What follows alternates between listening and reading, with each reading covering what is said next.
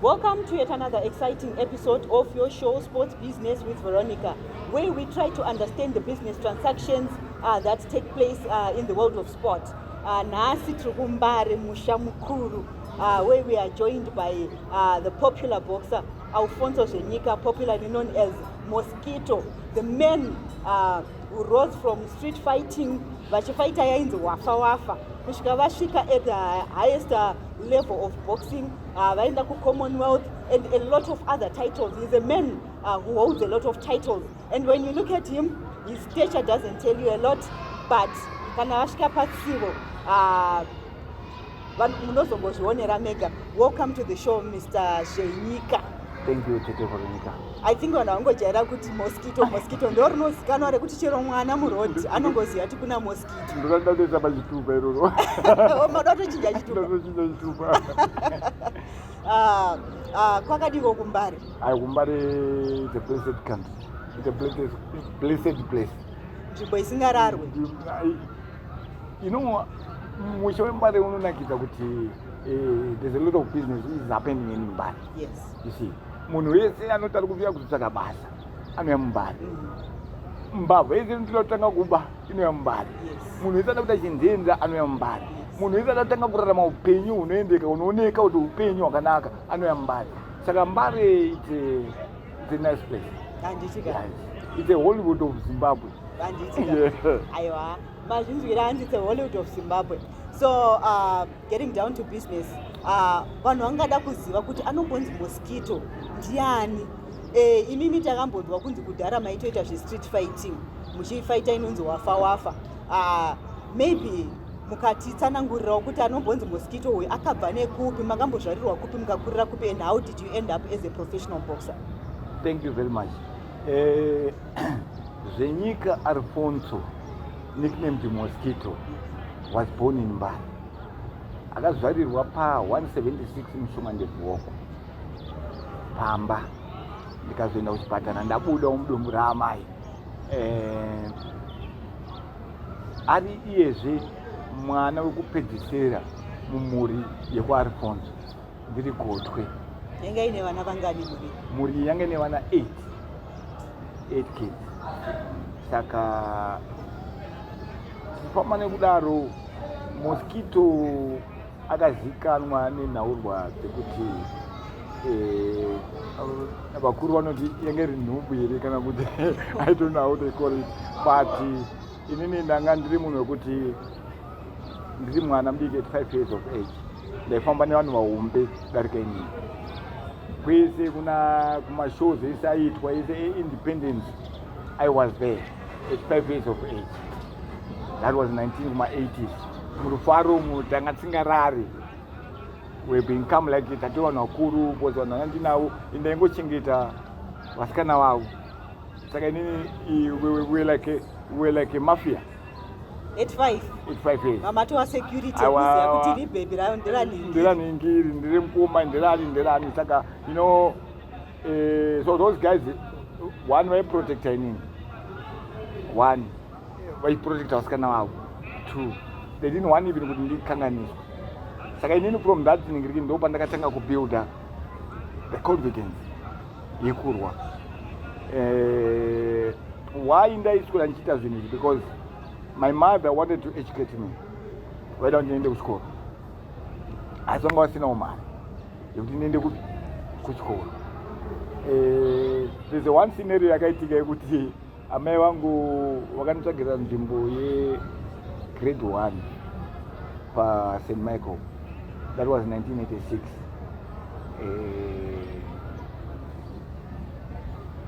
86 I was about 11 years. You know, grade 1 at 11 years. But with my age, ndinopinda muklas ndakaona vanhu vacho tiri motora tidiki. Kada hapana cheka ipo. Saka ticha angati baba kati mwana unyakurisa kuti aende mugrade 1 hazviite sei, hazviite, ngaine mugrade 2. So I went grade 2. First term, second term, amai angu akashaya mari kundibhadharira, then I was being kicked out pachikoro. Mandati saka ini zvangu zvangondibhowa mai kuti amai vangu vari kutambudza mangu. I got no. Let me quit this. When I see as school, I start selling cigarettes in my bar. At that age? At that age. I was putting food on the table, tennis. Saka, because I was being pained, Baba vanga vari Baba wangu was separated na mama. My father was living somewhere. So since I grew up, I never put shoes ya baba. Can I sleep at baba? Why? Because I didn't know what was the problem to us separate. And to me as a kid, it was painful, serious painful of being LGBT, mabeleko wangu. And ndakati, but how come? So I wanted to take care of my mother at that age. But semuno anenga sina mara sina chikoro, so I went into my serious crimes at that age. I was doing like a house breaking, a tenant of age in Chiba. I was stealing. So during that time when you're doing my house breaking, might have found the big boys. Yes. Mama to kwanza kuita even mega. I was moving with big guys because I could not pick anything. So I was moving with big guys. All those type of things, that type of life.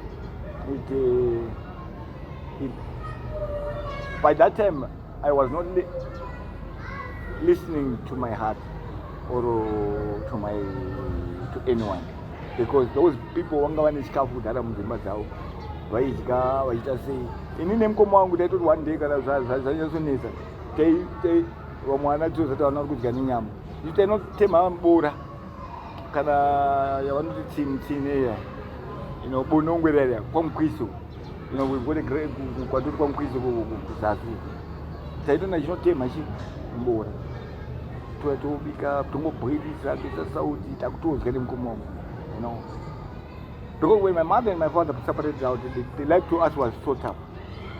So imimi that time when you got into the life of crime, mushienda mushitonoya netumari, putting food on the table, was your mother aware kuti mupita crime? No, she was unaware. Saka she asked me that mari waiwana kupi, ndoti ndanonga. Every day ndanonga. Because what was happening, matengesana ananda kuita forge at that age, nanda kutamba chinonzi chabuta. Chinokunoreura marovha aisezomuna chinopinda, saka bet mari. Sometimes ndaitokuwinawo mari dzakatowanda. Ndichanazokumba, tenga chikafu ndichasei. So my mother had a stand there airport. Ndiko kwavanga vagwara. So one day I went to see her, ndinoona hangu akatokwara. I give her mari kuti varapwe kuti vatenge mishonga. Ndinoona kupinda mari ndanhonga. Whereas I didn't want my mother to stress again. My mother would say, with the pain which you are going through, looking at she maybe they never told her my wangu that time. But I was focused with my family, with the family I'm in the family. She come talking on TV. When the say put we're not been allowed to get up on my chair, take a bath. So all those type of things, send water. My house it is. It was paining me a lot. It was paining me a lot. So, but I end up one of my neighbors. And I did money was jealous. You go to the future. School I used to come to boxing. It's late now, and the matter is you were how old at that time? I was about 12 years. Saka when he took me to boxing club, he ran the Red Devil. He ran one Langston schoolboy. And I didn't know who's Langston schoolboy. What I mean, but the guy they go and I was training. I was training boxing. I go teach to tambo for nothing. That's how they can afford to move. But I didn't know that I was mending myself because I took it as a sport. zvinhu zvichaita sei zvitori neraramo kazviri, you see. So 1995 amai wangu she had moyo kuti mwana wangu must be educated. And from grade 1, grade 2 andakuenda, grade 3 andina kuenda, 4 andakuenda, amai wangu akabva nomutsvakira nzvimbo grade 5 paSt Peters. Because no, you are intelligent. You nandotemba newe unokwanisa kuita chikoro. She paid my school fees paSt Peters. So I went to St. Peter's school. First term,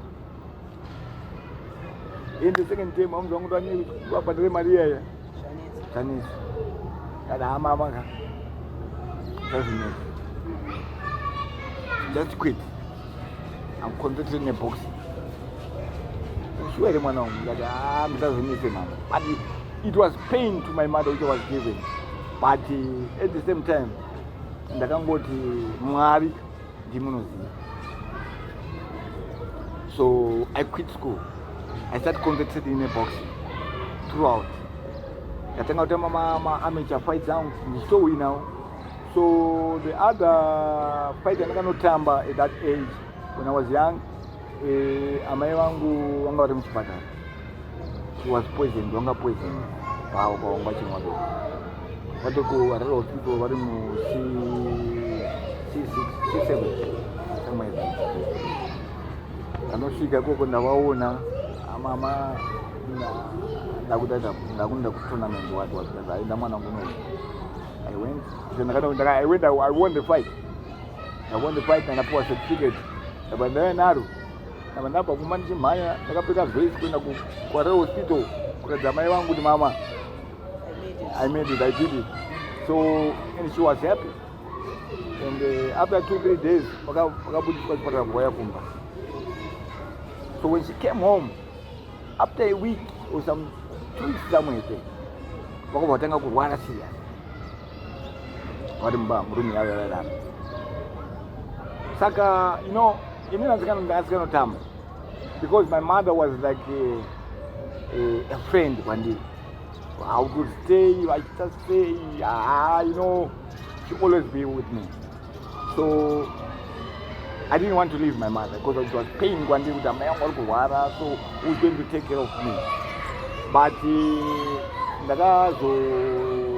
one day ndaenda Manheru, unovaona, I called her, Mama, she could not answer. Mama, havana kupindura. Mama, I thought my mother is dead. So I ran panic to pangu apana mate nyerenda. So the brother of Martin went to give to nyerenda. Angari mwana mkazi wake na watu. Kanzi ndasikia nchema ngada mengo hapo. No touch him. So zakangondibata zokuti but when my mother died, so how are we going to bury our mother? So people, they didn't know what I was crying. Sana vandapinda now Mumbai, they called my mother, hey, Zvenyika, but why did I call? Until what is the ambulance? Vatakura mayango venda kuchipatara. In that age ini nasika gumiri kupinda muchipatara, but ndinopinda nemusikana. Saizvo ndangandi. Saka ndavati not let me see what I can do. Saka ndaingogara ndiri pakona pangu. Kona chatima nadben. There was a thing ranga riri pavoso, masoft tank guy. Ndipo ndaimuka nchigara so. Ndipo njengoona mayangu achibuda mukome vachiuya kudeni. But well, zvakadaro. My mother passed away when I was at Binga. When I go camp here, boxing tournament. And that time I was training for certain Zimbabwe National Army. But I was a civilian. But I was playing under army. So what was happening in the gym, they didn't get trained. Nasika family mama. Never nenda magumezi, ndopina magumezi ndakurara. And one day coach wangu aindi Petros Masiambumi. Yavanibvunza kuti Mosquito, your mind is here or you want to go home? Because no ndipana pa coach. No. why don't you go nevamwe uchimbonoona nzvimbo chizvaizvona raanondovada kudai vabuda coach vadai. After that day the following day racho manheru kuma 6 train kwapasvika telegram tikanzi hama maoko aita sei vashaya. But what? I cried but anetiwa mapapers warrant papers ekuti mufambiso kubva ikoko ndichiya kuno. My mother was supposed to be buried on Monday. Pakasvika telegram vakachinjwa kuti vakuvigwa musi wechi Tuesday. Saka that Tuesday yacho time yandakazosumuka nebhazi kunoku ichinosvika kuno kuHarare. My mother was already buried. Saka ndakazongoona mai vangu chacho. But well, from that time, people panakati nini, this is survival of the fittest yakudiwa. No one is going to put food on our table. No one is going to take care of us. Ngomangwa vauya zikazi mbanani, don't worry. We look each other. And my brother was just talking, but ukarura no pesa. Because women, I know them. I was talking like a prophet. I was not a prophet. But at the end, because I get a second. But then I knew how to look, man. That is so. Then I'm saying that I'm not going to go my mom with a joke. So I told them they was still one command. Yes. Maita wafa street fighting. Yeah. How did you end up with it anyway? Right. My brother was training with he was a boxer. Your brother? My brother was, I haven't seen him again. Yes. I train now with the team raki. And I'm training now, Nana Peter. Nana Stutz. All of them might train up for one command. So now, life it was a good life. It was a good life, but it's a good life. It's a one on what you move on Mosquito. You always go to Nakis on. But at the end, can I see my book? Can I tell you, I don't go director go you be like a visionary. Can I see my book? Because you know what I'm no shine up in the school. I know Babunga Zago. What I'm going to say. But you will not more she. Because you are just giving people your ideas.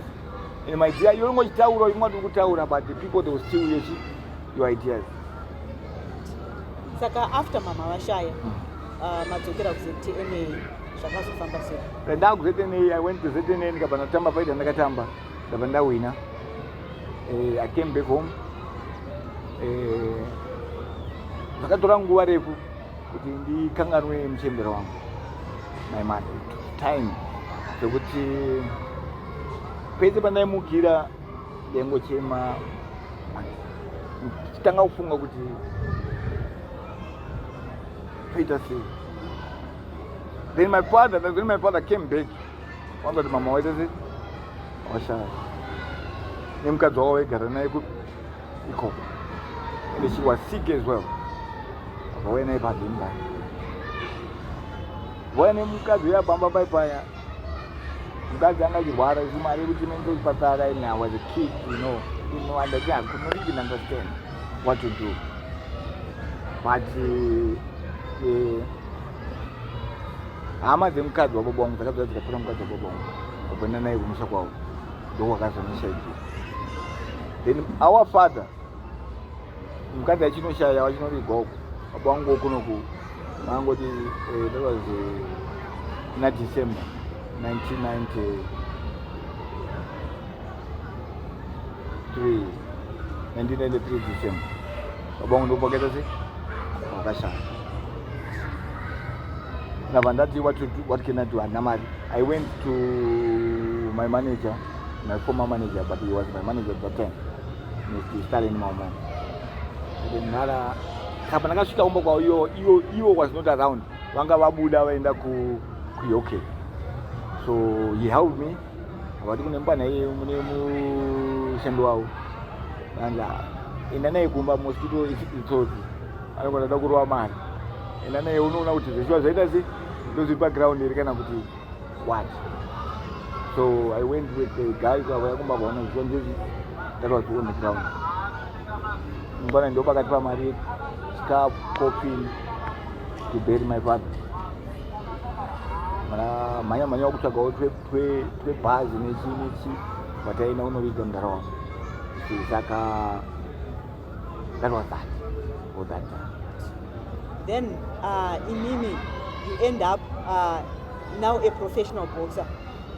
Kuto fighter on a professional level. Kutosvika pakutobeta relocate to Australia and stuff. How did you become a professional boxer? That, when I become a professional boxer is when I think about my life and in school, I'm not educated. The education which I had is boxing. That's the school in which I know the best. That's the job which I know, which I mastered. These things don't understand my. So Mr. Mao vanga vane tournament yavo pa Marere Garden. So inini I was a flyweight. What I wanted is man. So pane boxer ya Mr. Mao aindi come on. He was a featherweight. So this guy angasina opponent. Trust-in-law. Angasina opponent. Saya na kuti ndikumuda. Na kufunga chidinda gori achitaita tichi. So when I reached there, ndakatamba na yere ma 56 57 kg. Ndere ma 50 kg. We are talking about 70 kg. 7 kg ahead. Ngata na basa ndotamba naye. Ndakatamba naye over 4 rounds. Aka win my points that match. To me it was a deadly fight. Everything that I'm a professional. So the next tournament ndakatamba ne Paul Johnson for title fight in Zimbabwe. Ndabana noka muno ndakatamba naye mweight mangu round 8 knockout. I won by knockout to become a Zimbabwean champion. Which year was that now? That was in 1994, if I'm not mistaken. 1994, ndo pandakaita Zimbabwean champion. Then I became a Zone 6 African title same year. Ndakatwa kuKariba. Ndakatamba nemwe boxer in Vincent Mulenga. Ndakamunoka mu round 1. Akangoti kandi muti ndorwa nemshonga kamune kadi akakamana kuina, but that's when I saw that no, I've got a potential in this sport. Though pandakatanga kutraina nchita say I've become a Zone 6 African champion and flyweight Zimbabwean champion. Then 1995 and later on I had my coach Gibo Josam vakazorongawo kadhira uri kuti ndiende kuAustralia. So vakanditi enda kuna manager wako unotaura naye kuti akupe chi akupe mari tiwedzere mari yeticket. Vandasvika kuna Mr. Mao ndikati ana mukoma Josam udo 40 chiko 40,000, 40, whatever mari amount yakataura in Zimbabwean dollars. Vaseka Mr. Mao because they were not in good box. And Mosquito. But 40,000 unotenga mubengani. Unoona ne ice right. No good nana. Sasa ndengoseka uzamu but to me it was out, but why? So I went back to tell Mr. Joseph and the pindu wanani na makuru wana. And alright, when was that chambati? Kiube Joseph ndo bakazobuda pabepa. Achiti, I'm taking Mosquito to Australia. He's my boxer. Aida kugofani. Mau. Wana. Saka mau ndo bakabatumira driver wake ni mota kumba. Anantora Mosquito. Awe kunu. Kati nani sikwenda kwa mau sina Joseph. Kanda chipina mukati yeni kanda nisikupina motka. Unaona kidnap ukenda nini? Yova driver ungeza kundufamba niso. China kuba kwa jibu. Petaka noshuka pambapa Joseph. Kila wapina moja wataenda kwa mwa wakaneta na wale mobisi nandi mu holding ni whatever wachinisa na zao kila was on my side mao gan koi mao ngane problem koi iwe wazobuda pabepa uti Mosquito ndio ku manager chafamba sei clarify pa. So imimi now that you have a clash ya uya kushiti ndi manager wake na manager agara anozikana ndiye manager wa Mosquito. Kwani wa mama akasainira naye contract ile pakati kwa over 2? Mzima wote atine contract. A valid contract. But Kiro aitira kuti mzima wakwanza kubudisa mali. Yekuti nini kwanza kwenda kupi ku Australia. But Gilbert Joseph anga akato acquire ticket yekuti nene ku Australia through Quantum. Osaka panga kungodo mali yekuti ainozochi muhomwe asala achitawo something ukurara maone kuti pane pekuti unoshanda uchingoshanda zvinhu kubhadhara iwe unopedzera waneta. So vakazosvika pamaterms kuti vakaita sei vakawirirana mangwana Joseph nobakadzokera kubibasika nichigadzirisa apo pawati uri manager waMosquito. So the volunteer racho means we're taura zikanzaiwa inini I'm a trainer of Mosquito Zvenyika, the manager of Mosquito, and then give me Stimao. Like we are taking the boxer to Australia, what. So when I went to Australia, for sure I was there for 6 months. I wanted to stay there for a year. Feeling unsafe? Don't let fear control your life. ZC Security is here to protect your peace of mind. Our expert team offers a range of services, from advanced alarm systems to trained security guards, safeguarding your home, business and loved ones. Call ZC Security today on the numbers on the screen. ZC Security. Stay secured, stay assured. So when I went to Australia, you know, yanambotaura ende kudzokera mashuri mbichana chikoro ndakasvika ku Australia ndikagara 6 months. I was supposed to stay there for a year. Ndane homesick manje. I wanted to come back home. Ndatamba first match ndakatamba ku Australia ndakaduza nema points. Ndakatamba nemwe boxer ane Batilo. Ndatamba the second match ndakatamba ne Australian champion ainzi Lucas Matthew navanamurwa nemapoints. Saka that match ndakapaita ndakatamba yekuhina imanje ndikati manje kuno uno celebrate nani kuno inini kumba wala mana kuona champion. Saka because kuno kunandine vanhu vaiti vanga vane ma, you know, when you're doing something you've got some good people, you've got some bad people in whatever you're doing.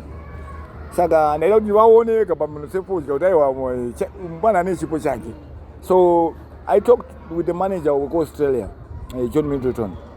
Ndikati mwana wangu ashaya ku Harare. Chinyepa zvangu. Mwana wangu afa ku Harare kuti manafonera mukoma wangu. Kati imba yacho nezvipoko zvisiri kuita chamana papa paitebwa. Saka you know, so when I came here, when I arrived here, nemurume wangu right, iwe chena unopedza zvebherero remwana. Kana wapedza zvebherero remwana, ondifonera ndokutumira tiketi uita sei odzoka. Saka iye pamakamuudza kuti mwana wangu ashaya, haana kuita here communication na manager wenyu wekuno kuZimbabwe kuti aite find out kuti ndizve? Haana, because inini I was already in him. Nandama, saka whatever was sent to him, I don't really believe. It knows his background. but so ndakaenda ndauya kuno ndasvika kunoko ndanga singade kuti vanhu vaziva vakaona kuti ndetese ndadzoka panasvika pa10 sandingosvika pa10 shoko rakafamba seshoko rerufu Mosquito is arriving, Mosquito afika what saka what happened andakuenda kwa maumau andakumufonera andina kuenda kwa coach wangu kwa Gable Josam andakumufonera saka these guys mau ndo pavakazoita connection yavo because of inini saka anhu anati ndaona bepa the next day pa news Mosquito akruka vanhu kuAustralia, he took a lot of goods what ndikati vadonti mareporters adoti ndiende kwaari. I never go there when I park. Vanaona the next thing rimwe yachanyorwa yabuda futi Mosquito he scared to fight Jesus Salud adzoka what ndikati handisikuenda ikoko ndikandizvikarire pa10 bam until Mr. Mao vazofonera mumwe munhu saka from that zvaitika izvozvo ndakapedzisira ndava addicted to beer. Tisati tasvika kuaddiction yebeer, you come back manyepa kuti ndoda kunochema mwana wangu. Ticket ramakatengerwa rikudzoka kuzochema mwana, was it a return ticket kana kuti it was a one way ticket maifanira kuzoona kuti mazvidzosera mega if you had plans to go back? Ticket randakapiwa neQuantas, randakadonetirwa neQuantas, ranga riri kuenda nekudzokesa. Ndo ticket randakadzokesa naro. Alright. So now for you to go back, you were supposed to buy another ticket to go back. So that ticket rekuendesa rekudzokeresa ranga risina problem. Ndaitaura nani namanager wangu kuti ndakudzoka. Saka ava manje vangori background ava vanga vabhomba zvinhu zvacho zvese. It was on the media, vaconductana nemunhu kuya ari kunyeba munhu iyeye what until munhu uya angoita week. He never even come back kuti atitaure neni. And then I stayed for a quite time ndirimbamba ndichinwa beer ndichita sei saka ndikuzopanga nefoni. The other call came from Australia again. Said, Mosquito, we want you to Australia. Right? By tomorrow, we're going to send the ticket to plane.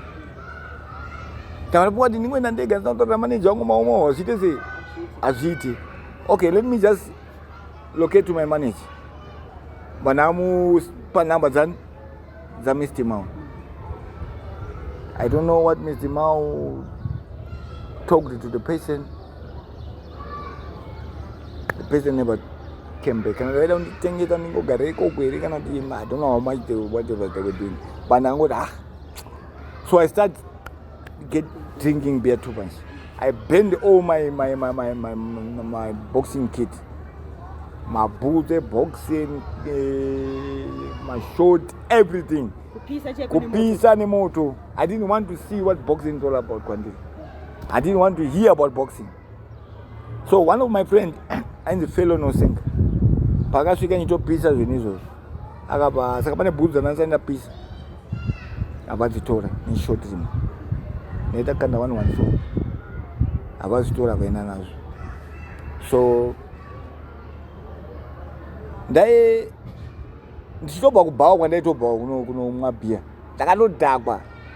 I was drunk. I was totally drunk. Mananzwa mumwe munhu ati nditori mubhawa ndichitotenga beer rangu zvikanzi Mosquito uzere mundaramo wamwe ari kuita tournament pastandard pako apo ndikati papi apo mutsodzi hanzi yese ngari matamo ndikuchema chipamba nerodi ndichienda kufight kwakwe. So when I reached kuSodato ndabvunzwa nini naMr. Mao kanzi do you need a fight? Ndikati afai ndikutoida ndione mari yekuenda kubhiya ndikutoda fight mudhara. Saka vaida kuti nditendese fellow nosenga one of my friend yada auya nabasa ndimumwe wangu kutamba naye chete. Saka on that thing which I was doing,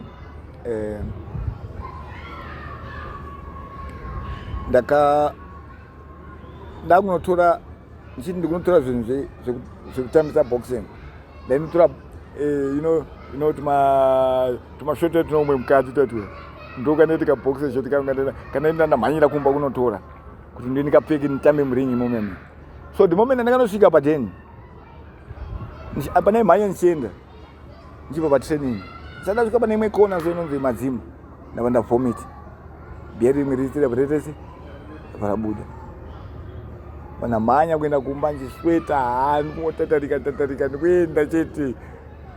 Ndadzokapo papai ndikunzwa kuti fight yako yachinjwa, wakutamba zone 6 African champion, mumwe a young brother from me ainzi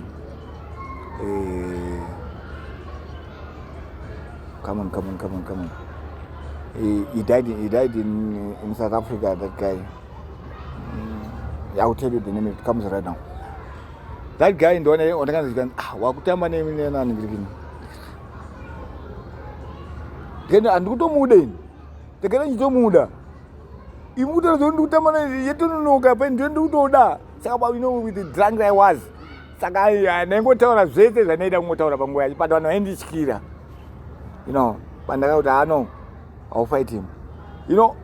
Handina hangu chikoro, but I quoted when Mr. Mao was saying patakapinda muringi neboxer wacho zvikanzi, I think a lot of people you saw zvinetsana nemwana wangu pamapepa and so forth, but today bhuru rinorwa rinoonekwa nemavanga. Saka the guy was so he was good. He was a good fighter, a brilliant fighter, superstar. But the guy he met, the Marelias person, the Mosquito, the Anaphylis, nakamuruma. So papai baba ndo manakatanga kutaura tikati kana mndaramo bhuru rinorwa rinoonekwa nemavanga vanhu vese. Saka ndakamati ainzi Kizito Mutava, zikanzi Kizito Mutava kukona kwake yet serious coaches iye mndaramau angari kukona kwa Kizito, Gilbert Josam aindi trainer angari kusati kwa Kizito, Philip Striker aita wrestling munome angari kukona kwani, munin'ina wa Giro angari koko. There was a lot of guys. Inini kwangu nandito vana tudiki twakadai daraiwa isusu ndezva Mwari tiswa naDavid vacho ndikumurova nhasi. Ndakatamba naye over 10 rounds, ndikamurova kubva round 1 kusvika round 10, ndichirova munhu, ndichibata munhu, ndichingopedza ipapo refu haana kumirira zvakawanda, kangouya kundisimudza roko kuda izvo zvikanzi Mosquito winner on points. Well, tapedza kudaro Mr. Mao vakauya kwandiri vandedza vatapinda mota zvikanzi where did we went wrong, we can clean the dust. Vanangoseka because I didn't have any capital kuti nditange kuita zvanoda kuita kana kudya nansi. Tiri motya imomo Mr. Mao vakandipa mari, hakuna ite kunditenga yekuti ndiwane kunowedzere pamari yavaita sei yawandipa. Mangwana unoya kumba, I went to his house kuGrindel kuGanil. So ndisvika kuGanil, we started working together as usual. So now from that time nanda kutraina chimonitwa nchita sei ndo pakazouya the contract yeku UK yeCommonwealth,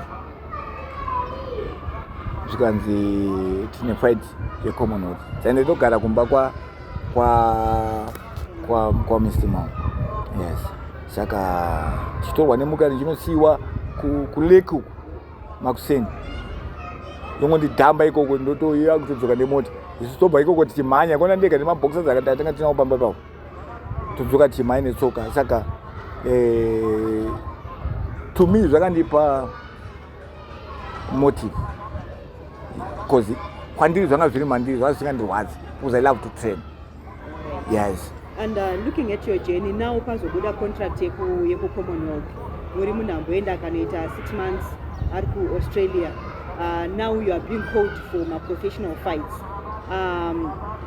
Yamunoti imimi was the peak of your career in the ring.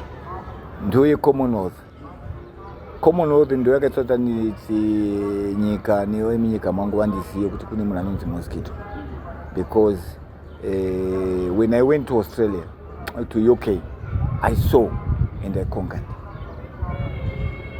Why I'm saying that? Because that was a foreign land which I was in, and nasina hama yangu iko, but ndakarowa mwana wemuchena zvokuti zvanga zvichaipisa tsitsi, but ndiyo fight yakasumudza Mosquito. After 6 months I went back, ndakanorowa mumwe murungu futi mumusha make Commonwealth yoyo muround 8 knockout. I became a champion again. I brought a glory in my country. Alright. So pama fight amaita iwaya the Commonwealth neku US makatombobatawo mari. People they can say that, but to be honest, imari ndakabata semunhu anga asina mari. I will say that because handidi kushora kana kupomera vamwe vanhu mhaka. Ndofunga mari yandakabata paCommonwealth was 4,000 first match yangu, 4,000 US. On 4,000 US, the manager took his percentage. How many percent? Might be 20%. The organizer of that match, he took 10%. 30 or 20? The board took 10%. What? The trainer took 10%. That's 50%. Was gone. My medicals, like that, get my head scan, my what, I better on Mr. Mao. He took his money, which he was using as for my medical machines.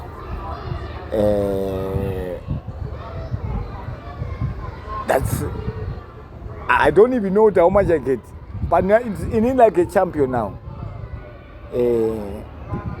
When I grow up, I'm going to motor. So I'm told me I'm going to motor. I think this one. That I had to take a motor carry. So the car was Toyota Crown. It was a 6-cylinder. So I didn't know what 6-cylinder is all about. What plus the younger miles. It was not my case. Saka, I bought the car. Saka, do what kind of money.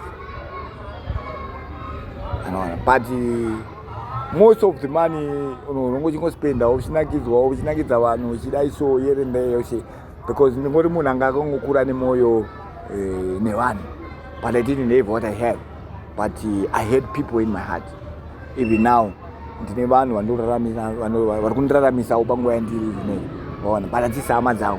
but when I go to them, when I talk to them, they will help. If I go with my problem, I don't do without complaining, without what, because they know what I have been doing in my community. Even now, I'm still working with my community. And I'm not gonna anything. I don't wanna come anybody. And because what I'm doing, I'm trying to remove them from doing the bad things. Because because when I grew up, I had to put away put a group. They put a thinners. My days are never money mountain and they put a great tender age. I was toddler. So that's why Muchona I always be with Nimapana. He remanded a board to America. It's £10,000 or £20,000. Depends with the money promoter how much he can put.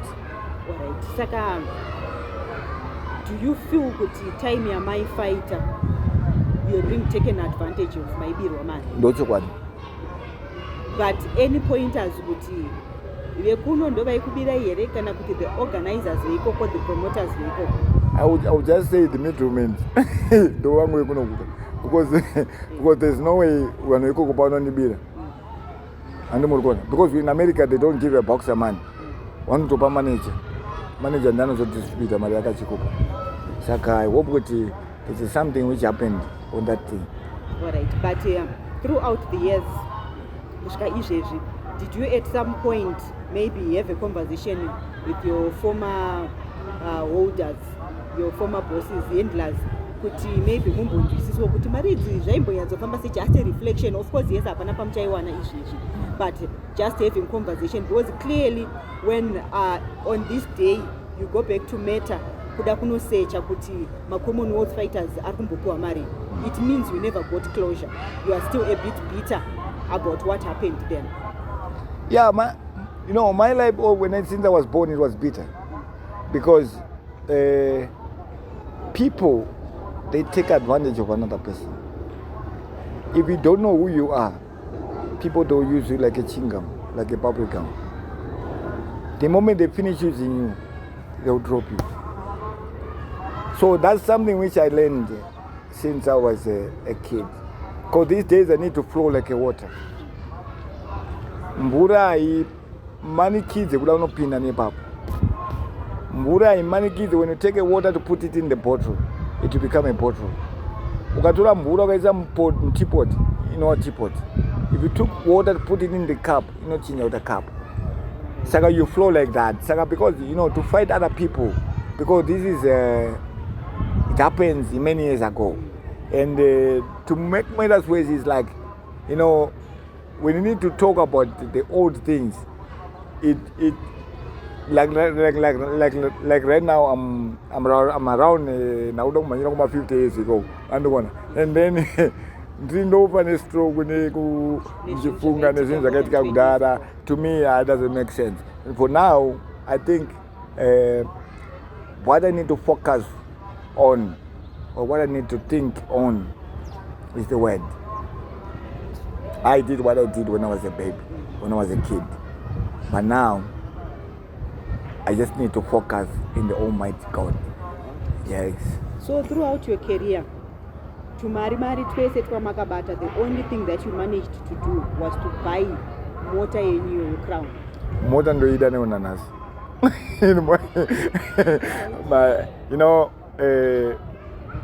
Motors and idea or why I talk about car. A bit of a respect. You can be respected. Because you drive a car. You drive a car. Not you drive a car as such. How we are in motor out. Nyangwe kubuda uchi kumashuri. Mosquito we are maybe I'm a client from Borodero. And for a Mosquito. Tukula tundi train kumba kwangu. The person needs to be trained when you're going to Borodero to 5. Where do you think I can get a combination of Borodero 5?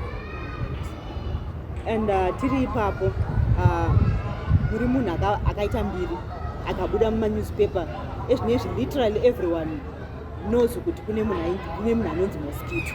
And how do you feel walking around the community? Panova ndo pamakakurira. That's when you launched your boxing career. The challenges that you went through were in that same community. Everyone read the newspapers, vachikuona muchibuda newspaper, and now you meet those same people. You are still down there. Amuna chekuti munganongedzere kuti throughout my boxing career and I managed kuvakawo imba, or I did this and that. Yeah, it pains. It pains a lot. And to be honest, it pains a lot. But to me, it haunts me. But when it haunts me, I don't show people that it haunts me. Because once, if you meet a person, first time you meet a person, you need to disclose about yourself.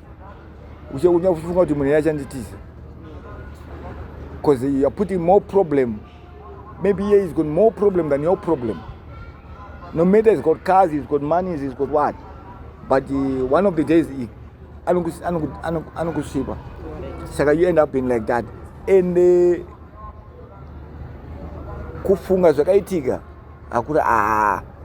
hakuna chinoramba kuti zvichiuye chinotouya.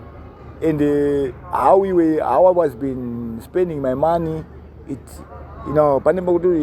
you spend some time, you're building something, and then something which you're building, at the end you lose it, and it pains.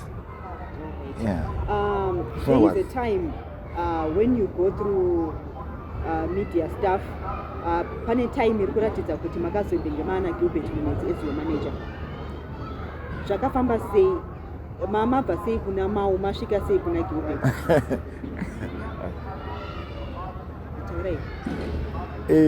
Kuna Giro, kuna Munez. For me to know Munez, I knew him as a sports reporter.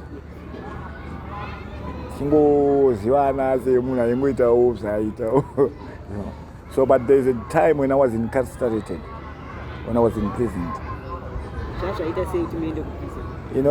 When my neighbors who claimed that I stole their radio. So they took me to court, and I was being imprisoned for 30 months. But I was being suspended 10 months by prison, not by court, by prison. So I went 20 months dry. So Munezi, Mamu scheduled during that time. Nandi now. Abamwana vakazongofitirwa ipapo. Saka what happened ndezvekuti ndapedza ndazara naMunezi pana ndi mujeri. Munezi akauya like a prisoner, but he was coming to see kuti ndikurarama sei. So when he came there, ainibvunza kuti saka iwewe zvakamira sei, what. So I told him about how I was living in prison, what I was been doing, because I started talking to God, what, but at the end, ndakazoona mangwana acho pane because my sales staff vanofamba mayero pichiki saka iwe munhu aitaura newe anenge muprista uyo avanati anenge muprista uyo because muthetsi vanekaruwa nemunhu iyeye achibuda pa asi right ndikati ndo zvake neuprista hwake ari muprista amen.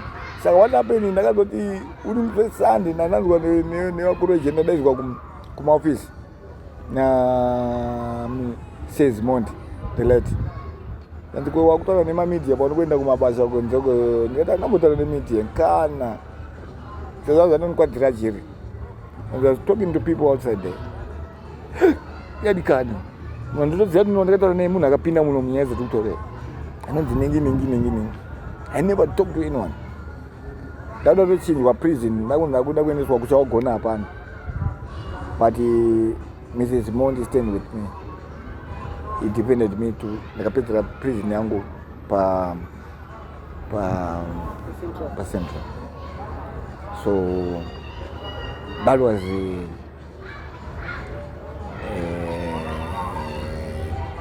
the life of a champion in prison.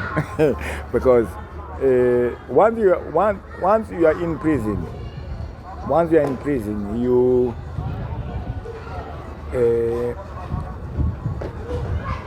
pane Mwari panoona kuti uyu munhu akaramba ari paposition yaari anogona tadza kundinzwisisa, but munhu aine potential kandi uri mudziyo wekuti ndokwanisa kusenzesa life yangu. To be taken that year vandakaendeswa mukati was not to say I wanted to go to prison or I wanted to be a prisoner. There was a reason and a purpose for me to go there. But looking at that ex-con status, how did it affect your journey as a professional boxer? it affected for good, and they will never return that back. Because when I was a kid, I never go to school. I never work any other work. The work which I knew was boxing. The school which I knew was boxing. The food which I knew was boxing. The family which I knew is boxing. So it's so painful to lose something which can feed your family. What do you think it will become? The next thing I can become a tree jumper. Because all my resources, my bad. Everything which feed my family, much bad. So how do you think the champion can survive? And how do you think a person out there, even when he sees me walking, how do you think he can tell his kid to say, meet the champ, meet Mosquito? So do you feel kuti that conversation yamakaita ikazobuda munewspaper musingazive kuti I'm talking, who am I talking to? Yeah. Destroyed your career? Somehow, yeah. Somehow for that time in prison. Because in but because iwewe uri mune musha wevaridzi mausingatenderwi kuonekwa uchitaura nemwe munhu uchicommunicate nemwe you are living by law. So the issue here is the journalist did not do you any bad pakuburitsa story. No, you wanted those stories to be known. Yeah, although makataura naye musingazive kuti ndiripote ega. But now the issue was you were supposed maybe to get the clearance first musati mataura mezi. But iye akaita basa rake and you are not bitter about I am not bitter about that. I'm not bitter about that. Right. I'm not bitter about now, that. Now going back mazoziva Gilbert Munetsi story yabuda, but you are still munhu wa Mau Mau muri kumanagwa na Mr. Mau. How did then Gilbert become your manager? I talked to Gilbert. Nigati, my brother, I'm not going back to Mr. Mau. After prison? After prison. Munhu akauya kuzonditambira ndiri nchibuda jeri was Gilbert Munetsi. So now, by saying I'm not going back to Mr. Mau, is because makarwadziwa kuti havana kuya kuzokutambirai. Not kuya kuzonditambira.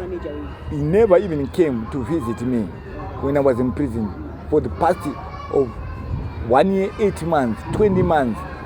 We all even come to see. Of course, I'm a son. I'm his son. But even if I made a wrong move, how do I know what I did to him was hitting him? Auchauya kuzondona. Auchandigirawo kana forge yakuraramisa mjeri. Ndio mari mjeri ka. Auchandigirawo kana mapush. Auchandigirawo kana towel. Kana kutumira if you don't want to see me, no one got to zaba kuna Mr. Mau. Zaba kuna manager wako hivi. So the fact yekuti Gilbert aimbouya achikuona ndiye munhu akauya kuzokutambira idhera makabuda, you created the bond there. Yes, because the show which no matter come rain come thunder, could I wear with his work. But the other thing which I don't forget Gilbert about, nichibuda ku prison, angakangamira motikari yakanditakura, angaka organizer that amainyemba vepetable vakaronga chikafu, dressing ya Mosquito, party ya Mosquito mukati zvanga zvarongwa na the brain was from Gilbert. Amainyemba vachifofira chakaitwa nani, that was a welcome party yakaitwa na Mainyemba for people kuti vasaite sei vasati vakakuona iwewe out there, they will look with another eye, they will see you like a human. So now Mana Gilbert, Mabamauta Gilbert, I'm not going back to Mr. Mau. Now he comes in, he takes over to be your manager. Makazomboito ere time yekuti later on after zvese izvi zvaitika you then went to meet Mr. Mao to clear kuti you are no longer my manager Dana Gilbert kana kuti zvakangoperera ipapo pakuenda. Yeah, I don't expire and never go back to him. Alright, but makatozongosangana here later in life. Yeah, we meet. Mukatongotaura as if nothing ever happened. Yeah. Alright. Because to Mr. Mao, I'm a son. I can't, and he's my Bali.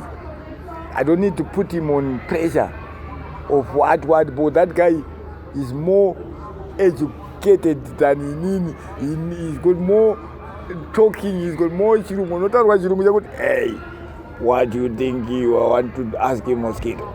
No, you can't even, because the moon and and to make matters worse, it was a job. He was on his job, he was on his whatever. But what happened? That is water under the bridge. You see, that's but.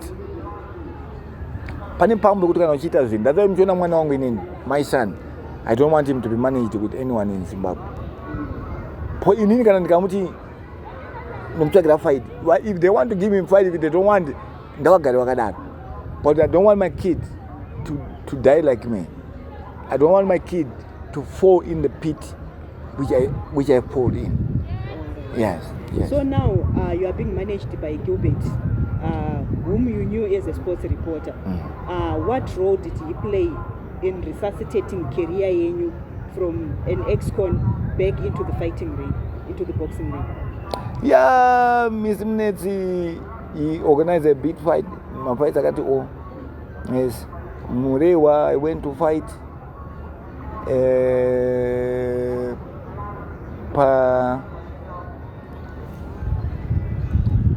Arad Garden, I went, I fought. You brought me back with my leg. They got to manual from Tare to Harare 4 days. I finished in 4 days. I was clocking the gen, but I wanted to prove people that no, what God gives you, no one can take it away. I ran the ring. I did what I did. I became a super bantamweight champion in Zimbabwe. Under Gilbert. Under Gilbert, yes. Okay. Yes. So. I don't have anything to blame Gilbert. Or kuti ndingamu kandire matombo api kana kuda kutsaka madhaga api apana, because if anything is more than a brother. He is a brother.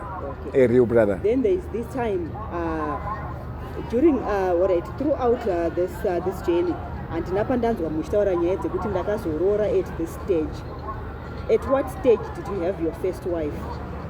That was 1993. 1993. Okay. Magaita family yakakura say, and how did you guys separate? Okay. My issues. Issues for life. Okay, I know. So there is a time pakazobuda issue yekuti Gilbert Minutes assisted in the burial of your wife. What time was it? Zvakafamba sei? Ende imimi financially zvinhu zvakamira sei? I was down to it. I was down. Nothing at all.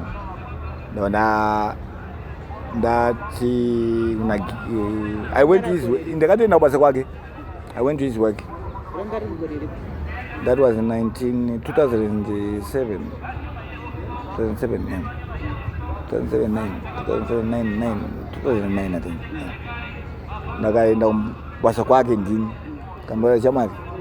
My wife passed away. She was sick because I had nothing. I was Nagiro. What he had a mukad wonga hapo. And then I should.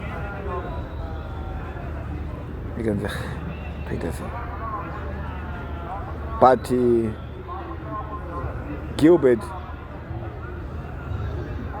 he played a role, a big role, which I will never forget in my life. I got a message na honorable Chiangu. noona ribochi yangu ndo vakazonditora ndakataura veitaura naye nkominika nakiro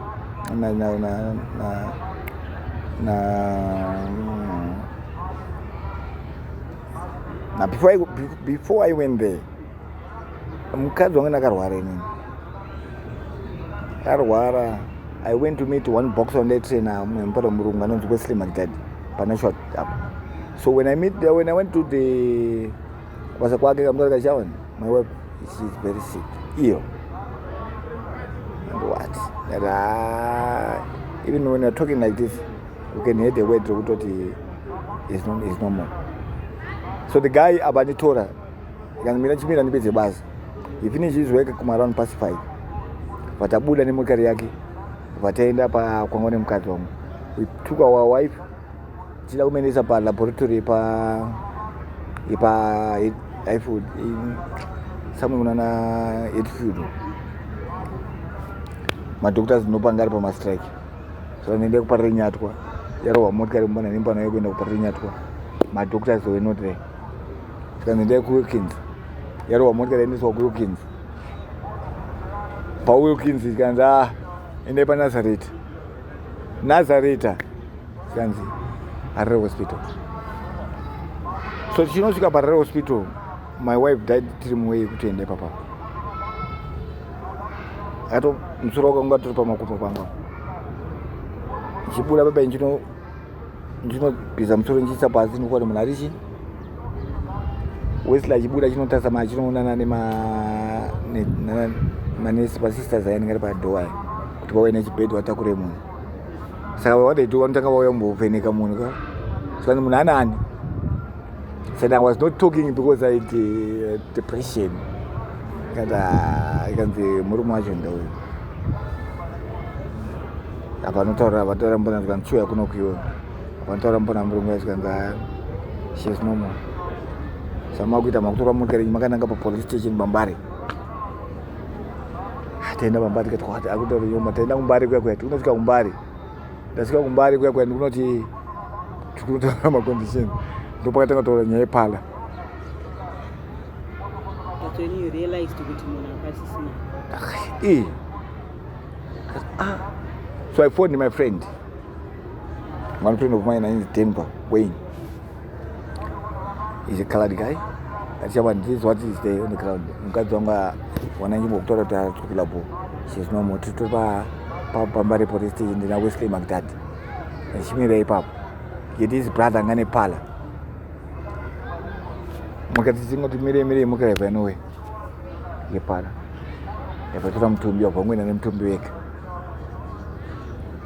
Yesu ndo anatoa mbona na mboka kwa mpuno chikao bichana. Achikawa ipindi. Inini kutora waita munhu kupala ndikupanda munhu kutora bahara ndabatsirwa kasi kusana kutora chi. Useka ndaboseri gani. You know what happened ndakaonda within my days. Kusara nzivi dzangu dzamuri kuone dzemukwa dzakakura dzanza kubuda chete kutange kazombi kamukadiki kake. Ai. Chipa kumba pale jangeri ku tichangono ndipurei trimuna kuro chikoro chipi cho kana. Kuna chiground chimwe chiri kumusoro. Ndabanetsoka ndaenda napinda mandadai ndikunosaka munhu muri balance kumuziya. Hanza ndasangana naye. Tikuda mari shamani. Ndabva kwenda dzoka kumba iyo. Later on ndipo ndakazonodhumana nemunhu nchi nemuri dzepala. Ndikati papa chada kuchikapa. Ndakatasana naye kumeso so. Ndikati my brother, I will find your money, I will give your money back. I don't have money, kana cent, kana anything. I put not them penniless. And I come to some measures. So the Chingodo na masiso. You know what he said? I can do Mosquito. Go and take your boat right now. Ifana kurare coconuts. Ndakajama ngemu na wina Rotary. I was happy. Chinosuka kumba. Pari chomata Yanga Bisco chairman Nechi. I took that money to Yenanego what you call not like a coffin. But I don't think like a coffin my coffin and I cannot think. Motka in the Basi when I mean face one by is a brother to me. I in the Ndundu. My mom's a little Ndundu shit. And what's the name pick up Konotora a board. Torashi. Tawele board kudeni. Mane kuma 6. Kuti taunowega munhu mangwana makuseni. Hama dzemunhu dzatiza munhu. Tikunogeza, tikunodai. But mukazaona ndakarora ndakabvisa chikaranga chese chichwana ndakabvisa mani. I paid loboda yes. Pane zvimwe zvinozongosarawo mabhaji, mombe, chimatanga, wari zvona zvisina. What was the board rather man? But it could talk. Dominga, Mr. Wega Mjin. Following day, the Panacas in a group. I'm gone. My wife died. Or not is a body then. I don't know what they want me to do. When it's about communicating a body. Both of the Samba, 2 minutes Samba, these people that are violating the dead body. We meet them in court. Give it up na honorable Chiangu. Sana Chiangu, tola body roll. Got to get a motion. The day of the board, no one you go foot to get a motion. Rara foot. Mangwana Maxine. Like Inumka Dongan when she died, my dad and what I say. I got in a yembe, Zakafanas. She never been changed them. That's when I saw there's a people with a Moyosina Umiramush in life. Because that's why you see I always love my son because I know that twin there whatever now I'm blood round. You know, but says Cine I've got a lot of regrets and a lot of thinking about the whole of my life. But even who can you talk to? Who can understand you? Who can build you? Who can mold you? Who can put the good ideas into you? I find it no one. But I found God himself. So when you say you have a lot of regrets throughout your life, do you feel kuti kutadza kuwana chinobatika muupenyu through boxing inova ndiyo yaikuraramisa was not only about issue yekubirwa nemahandlers enyu, but it was also on your part nekusava nechikoro nekutadza kushandisa mukana? Yes, of course, you can say that. I can't deny that because though everything it needs education. The time to not say now. I want them to be educated. I need all the kids who are in my academy. Because munasina chikoro understand kunzwisisa, but anonzwisisa. Munasina chikoro anonetsa kuti umdrive to your own way. You find it is a better way. Because anemanzwisisira ati anoita his own life or her own life. Saka on what you are saying, school is the key for every man or a human or a woman in Zimbabwe. Yeah. And looking at your career, Murimun, I want a manager in most of your career. But was there at any point yekuti makamboita conversation na manager achikuonesa kuti 200 yawana ikai inonobhadhara stand kana kuti ndinoita zvakati? Aiwa, I didn't want to listen bona ndine ma problems angu ndaiona kandega. Saka you know iye akatomboedza zvake kukuonesai kuti to tell you the truth, all I'm saying now, I learned it from my life. All those years, I wanted also a person who can taught me what to do, but I didn't have. Saka ndaitodawo munhu anonditaurira. That's why you see all my career, my boxing club inside there. I always, my first training to any kid of Zimbabwe, any youth of Zimbabwe, it's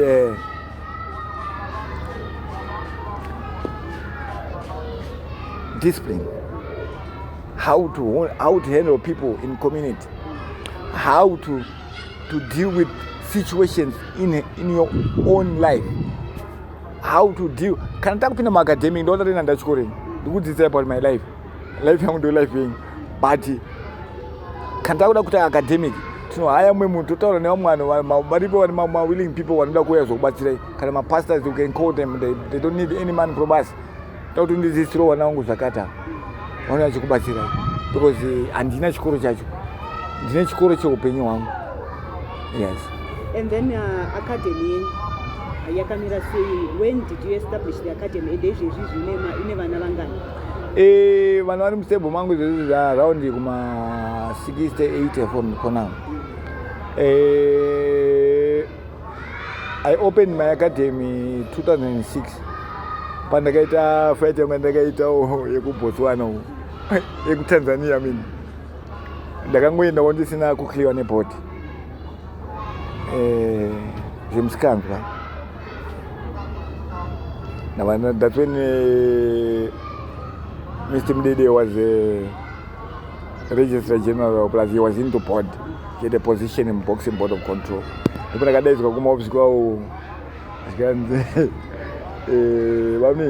takurera boxing takuchengetai but kakunzwa imanye muchiti nyomba mapepa atifari nazvo ngati azoshuwa ubaba wangu kana kofight yamaenda uko maenda nani nganaenda ndega. Saka the board was thinking pane munhu ari kundirongera fight yawana kuzana itonga ndika fight yacho. Saka vanhu license redu rekurwa iri tatora asi takupa rimwe license rekuva manager, promoter, trainer in one. Hauna percent yakunofana kubhadhara kuboard. So basically that was the end of your fighting career? That was my end of my career. But I was glad when they called me because they still remembering the champion. For fight Floyd Mayweather. I was being called to participate at a show boxing in Congo. We are still surviving, we are still there. If you forget that we are there, we are there. We are the people. We are the champions. Saka, this is the champion. So now you are a champion. As a fighter at the highest level, but without anything tangible. Kuzita rake kuti zvinzi Mosquito akavaka imba iyi kana kuti akazovaka this academy iyi through mari dzeboxing. 1, 2, you are an ex-con. 3, how your fighting journey, how your boxing journey ended, which is your certificate rekuti muite promoter, muite manager, and it. Now, as a promoter, as a manager, what are some of the challenges that you face pakuita basa renyu because of history dzakaitika idzi? Hakuna musha usina nhoroondo. Even those people who are sponsoring us, they've got a story to tell. But a story when someone doesn't have anything, I'm crippled because I don't have a powerful word, a powerful tool to say to someone. But a tangible thing which I call my family,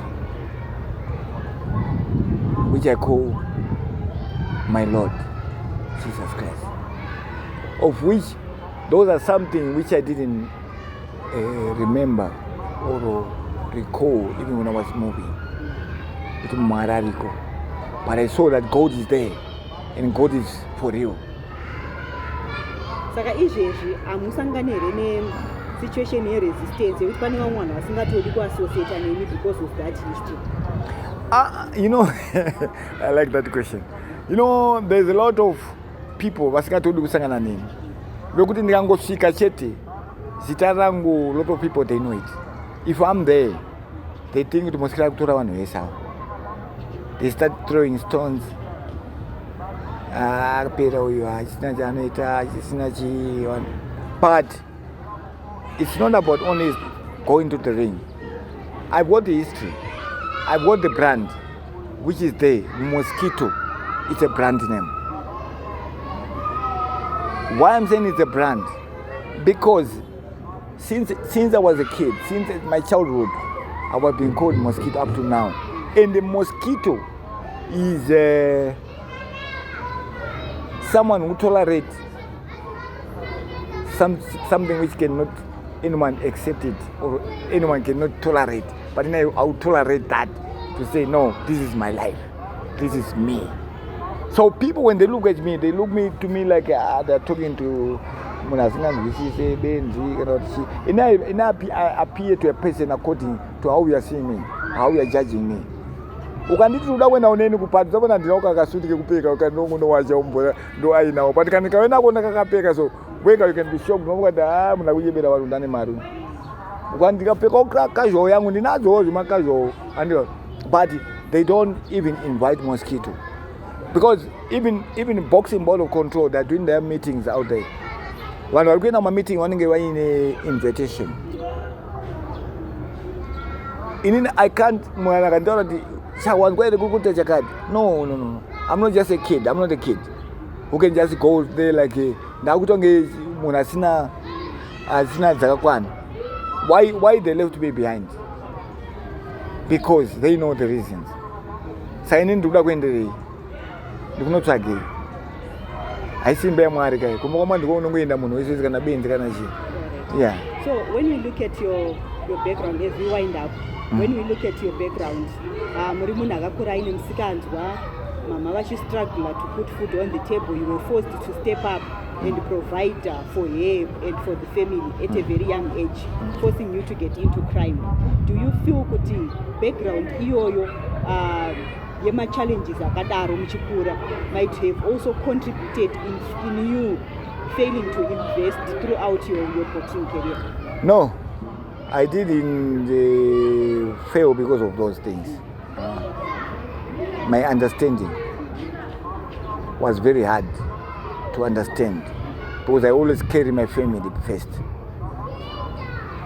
Family to me, that's number one. Than anything comes. Ukanokuwa intora nemugara yako itiande kwa kata ndisikuramba kuenda mbamanga mnasikawo ndipo $50 ndisire muri yangu isare chitenga zairo pana isare chicha. Because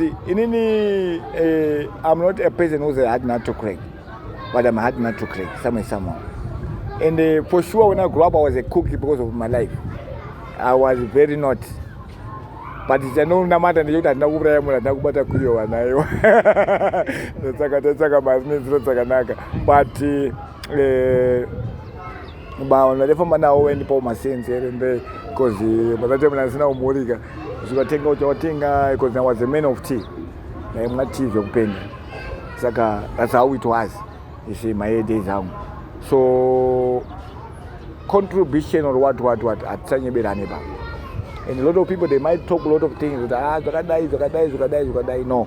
But the challenge in Mosquito was understanding. Because you were right now in that school. When you talk with English, you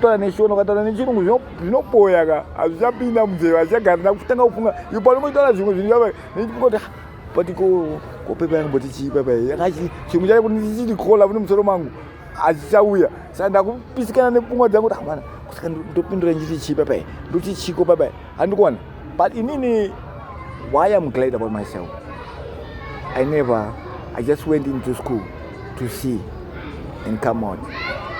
But right now the boxing taught me how to speak English. No matter I don't speak English proper, but I learned my English in the house of boxing. I learned how to read a book in the house of boxing.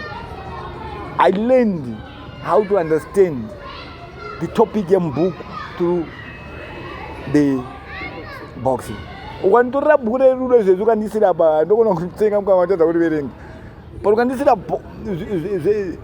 bhuku reboxing apa ndinokuverengera throughout zvekuti wewe unofunga kuti munhu ane 5 level. And yeah. And lastly manje pane issue yebhuku renyu. Nyaya yebhuku. Bhuku rinonzi chii, what is it all about? And vanodawo kuzowana bhuku iri kuti vaverengewa, how can they get the copy? Okay, thanks for that question. To start with, I bought my sister. She called Rutendo Mgadza. She's a former lawyer, and I used to train her. She's my client as well. I used to train her. So when I was meeting her, I go tell her about my life, about my problems. I was not too shy to tell anyone. And maybe that stress, I'm going to say, I can remove, I can clean myself. Okay. So she said, I got write a life history, you move. Like so, what Rockies actually. That one is a good idea, but why don't you first start writing the book? He conducted another oath, and the Justice Tube is the author.